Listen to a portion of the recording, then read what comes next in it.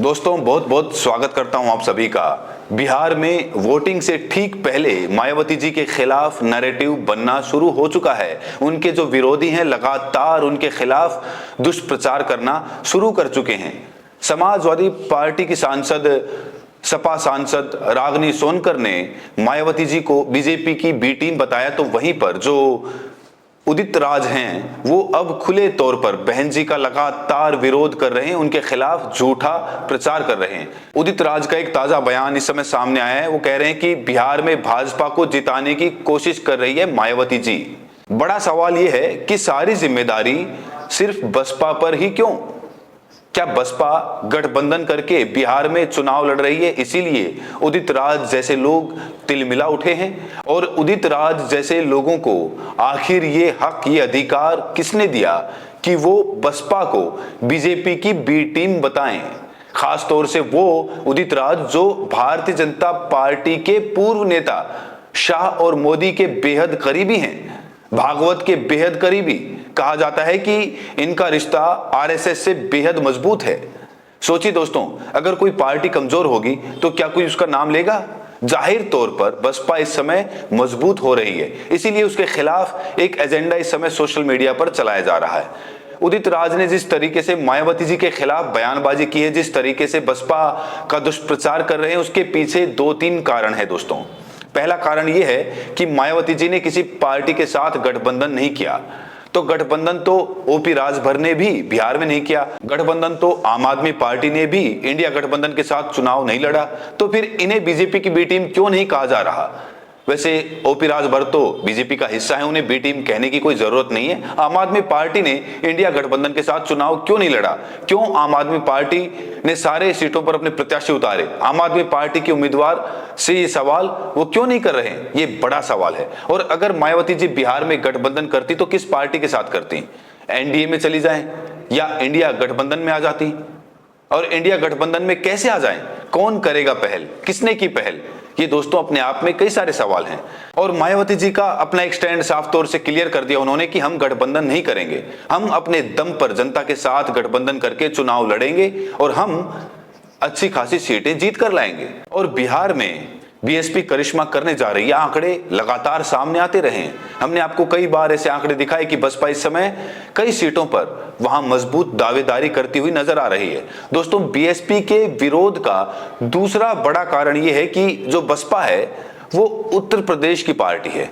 उत्तर प्रदेश की पार्टी है, इसीलिए बीएसपी बिहार में अपने कैंडिडेट ना उतारे। ये जो विरोधी लोग हैं ये चाहते हैं कि मायावती यूपी में सिर्फ चुनाव लड़े।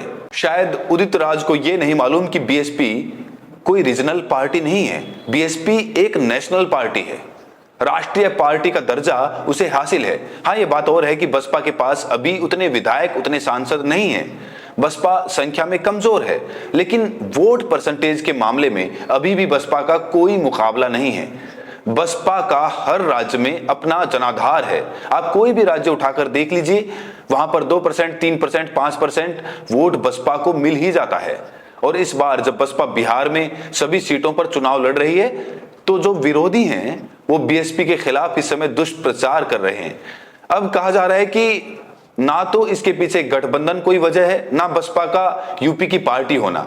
इसके पीछे तीसरा बड़ा फैक्टर काम कर रहा है और ये फैक्टर है डर का। कहा जा रहा है कि विरोधी पार्टियां बीएसपी के चुनाव लड़ने से डर गई हैं क्योंकि बसपा वहां पर मजबूती के साथ चुनाव लड़ रही है। दोस्तों, बसपा की मजबूती का अंदाजा आप इसी बात से लगा सकते हैं कि रामगढ़ में एक बार चुनाव हुआ था अभी 2024 में, और उस सीट पर बीएसपी की हार हुई थी, लेकिन महज 1300 वोटों से। और कहा जा रहा है कि गड़बड़ घोटाला हो गया था उस सीट पर, इसीलिए बसपा की हार हो गई थी। और इस बार बिहार विधानसभा चुनाव में बसपा कई सीटों पर मजबूत नजर आ रही है। जैसे अगर एक सीट देखे, मोहनिया सीट, बक्सर सीट, कई सारी सीटों पर बसपा अच्छे खासे तरीके से चुनाव लड़ रही है। खबर यह है कि 6 तारीख को मायावती जी कैमूर के भगवा में चुनावी रैली को संबोधित करेंगी। आपको बता दें, कैमूर जो है बसपा का गढ़ माना जाता है। रामगढ़, मोहनिया, ये सारी सीटें कैमूर जिले में ही आती हैं। कैमूर जिले को ही भगवा कहते हैं। भगवा, मोहनिया गाना भी आप लोगों ने सुना होगा, एक भोजपुरी गाना बड़ा ज्यादा वायरल हुआ था। तो कैमूर के दौरे पर आ रही हैं मायावती जी। उनकी रैली है, पहली रैली बिहार में होने जा रही है। और रैली से ठीक पहले उदित राज जैसे लोग जो माहौल बना रहे हैं, कहा जा रहा है ये लोग बसपा को कमजोर करना चाहते हैं। बसपा जो चुनाव लड़ रही है उसकी धार को कम करना चाहते हैं। लेकिन मैं आपको बता दूं कि उदित राज जैसे लोग जितना बोलेंगे बसपा कमजोर है, बसपा उतनी ज्यादा मजबूत होती जाएगी। क्योंकि ये मत भूलिए कि जो उदित राज है वो बीजेपी के नेता रहे हैं, उनका संबंध आरएसएस से है, शाह से भी है, मोदी से भी है। पहले बीजेपी में मलाई खाने गए थे, वहां से सांसद बन के आए और अब कांग्रेस में चले गए।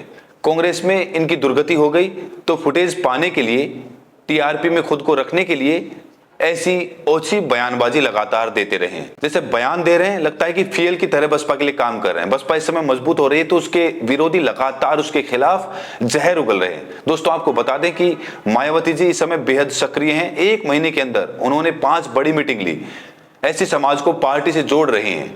ओबीसी समाज को भाईचारा कमेटी की बैठक बुला रही हैं, मुसलमानों को पार्टी में जोड़ रही हैं। इस समय टारगेट है एससी एसटी ओबीसी को बीएसपी के साथ जोड़ा जाए और धरातल पर ऐसा नजर भी आ रहा है। उनके जो नेता हैं विश्वनाथ पाल लगातार लोगों को अपनी पार्टी में जोड़ रहे हैं। बिहार के साथ साथ उत्तर प्रदेश चुनाव की भी तैयारी शुरू हो चुकी है और नारा भी दिया जा रहा है 403 की तैयारी है, 226 सीट हमारी है। अभी यूपी चुनाव में 400 दिन शेष बचे हैं। इससे पहले बसपा ने यूपी में तैयारी शुरू कर दी है। बिहार में रैली होने जा रही है। आकाश आनंद पहले से ही बिहार में मौजूद हैं, बिहार में लगातार वो जनसभा कर रहे हैं। तो बसपा जितनी मजबूती से बिहार में चुनाव लड़ रही है, उसी रफ्तार से उसके खिलाफ प्रोपेगेंडा एजेंडा भी, नैरेटिव भी चलाया जा रहा है और कहा जा रहा है कि बीजेपी को जिताने के लिए बसपा ऐसा कर रही है। दोस्तों जो भी उदित राज का ये बयान सुन रहा है वो उदित राज को सोशल मीडिया पर गाली दे रहा है।